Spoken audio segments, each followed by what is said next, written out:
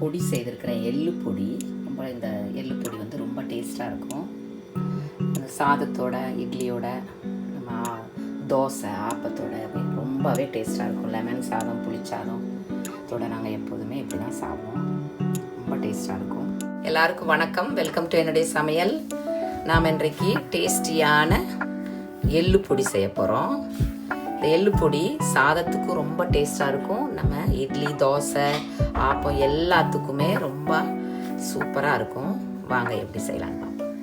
மீடியமாக டீயை வச்சுக்கோங்க. நான் 150 கிராம் கருப்பு எள்ளு எடுத்துருக்கிறேன். சுத்தமான கருப்பு எள்ளு. இது எப்படின்னா வெடிக்கிற தருவாயில் இல்லை வெடிக்க ஆரம்பிக்கும். அந்த நேரம் நமக்கு நல்லா பெருசாக வரும். இது வந்து வெடிக்கிற தருவாயில் அந்த டைம் வெடிக்க ஆரம்பிக்கும். அப்போ நம்ம எடுத்துடணும். 2-3 நிமிஷம். இப்போ நல்லா வெடிச்சிட்ருக்கு. இந்த டைம் எடுத்துடணும். பாருங்கள், இப்போ வந்து அது பெருசாக இருக்கும். அந்த எள்ளு அதாவது முதல்ல வந்து ஃப்ளாட்டாக இருக்கும், சப்பையாக இருக்கும். வேற எந்திரிக்க ஆரம்பிச்சிடும். அந்த மாதிரி ஸ்டேஜில் ரெடி ஆகிட்டுன்னு அர்த்தம். இப்போ இதை எடுத்துருவோம். இப்போ நான் இந்த பூண்டை வந்து கழுவிட்டு இந்த மூக்கை லைட்டாக எடுத்துட்டு அதுக்கப்புறம் இந்த மாதிரி நச்சுக்கிடணும் லைட்டாக. இப்போ நான் வந்து உளுந்து, கருப்பு உளுந்து எடுத்துருக்கிறேன். இந்த கருப்பு உளுந்து 50 கிராம் எடுத்துருக்கிறேன். இந்த உளுந்தையும் மீடியம் தீயை வச்சு இந்த பூண்டு இருக்கு, பூண்டையும் நீங்கள் ஒன்றா போட்டுறணும். அப்போ தான் அது வறுத்து இதோடு சேர்ந்து நல்லா வறுபட்டுரும். மீடியமாக வச்சுக்கோங்க தீயை.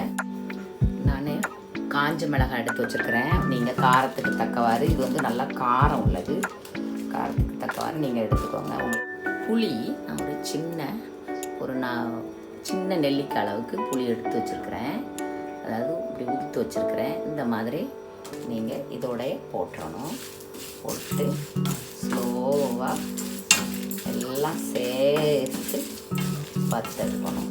முதல்ல உளுந்து போட்டு ஒரு 2 நிமிஷம், அதாவது ஒரு நிமிஷம் கழித்து எள்ளு போட்டு எல்லாமே ஒன்றா போட்டு கூட நீங்கள் வறுக்கலாம். ஒன்றும் பிரச்சனை இல்லை, சரியாக வறுபட்டுரும். நம்ம கருவேப்பிலை சேர்த்துக்குவோம்.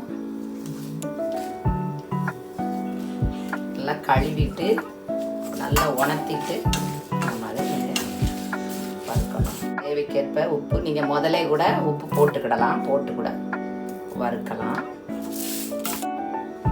பெருங்காயம்,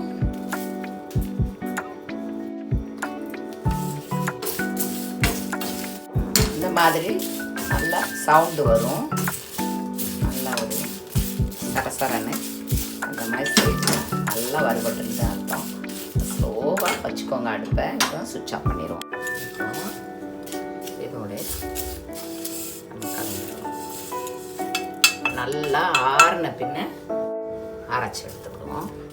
நல்லா ஆறிட்டு இப்போ நம்ம அதை மிக்சரில் போட்டு நம்ம அரைச்சி எடுத்துகிட்டு வந்துடும்.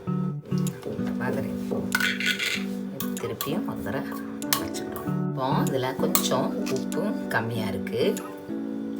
நீங்கள் இந்த ஸ்டேஜில் பார்த்துக்கிடணும் உப்பு. நான் கொஞ்சோண்டு சீனி கலந்துக்கிடுவேன். ஒரு 1/4 டீஸ்பூனுக்கும் குறைவாக நீங்கள் டேஸ்ட் பார்த்து கலந்துக்கோங்க. இப்படி கலக்கும்போது ரொம்ப கெட்டு போகாது, ரொம்ப நல்ல ஒரு டேஸ்ட்டை கொடுக்கும். சாதத்தோடையும் நல்லாயிருக்கும், உங்களுக்கு இட்லி தோசை கூடையும் ரொம்ப நல்லாயிருக்கும், டேஸ்ட்டாக இருக்கும். அரைச்சிட்டு கொஞ்சம் கூட அரைச்சிக்கிடலாம். ஏன்னா உளுந்து கொஞ்சம் பரபரன்னு இருக்குது. இவ்வளோ அரைச்சா போதும். ரொம்பவும் பவுடராக ஆக்க வேண்டாம். லைட்டாக அந்த உளுந்தோட ஒரு பரபரப்பு இருக்கணும். அப்போனா தான் நல்லாயிருக்கும் டேஸ்ட்டு. இப்போ இதனோட நீங்கள் நல்லெண்ணெய் கொஞ்சம் கலந்து வச்சுக்கிடலாம். நான் கடலெண்ணெய் வச்சுருக்கேன். நான் இதோட கொஞ்சம் நான் இப்போ கடலெண்ணெய் சேர்க்குறேன். நீங்கள் நல்லெண்ணெய் கூட சேர்த்துக்கிடலாம், சேர்க்காமலும் இருக்கலாம். அதுதான் சேர்க்கணும் அப்படிங்கிற. ஏன்னா இப்படி இருக்கும்போது வந்து அது பாட்டில் கெடாது, நல்லா இருக்கும். உங்களுக்கு ட்ரையாகவும் இருக்காது, கொஞ்சம் நல்லா வெட்டாக இருக்கும். அதாவது ஈரமாக இருக்கும். தொட்டுக்கிட்டு சாப்பிட நல்லாயிருக்கும், டேஸ்ட்டும் நல்லாயிருக்கும். இன்னும் கூட கொஞ்சம் கலந்துக்கிடலாம். பிளெயினுக்கு, சாதத்துக்கு, புளிச்சாதத்துக்கு, லெமன் சாதத்துக்கு ரொம்ப அருமையாக இருக்கும். உங்களுக்கு எப்படி வேணுமோ கலந்துக்கிடலாம்.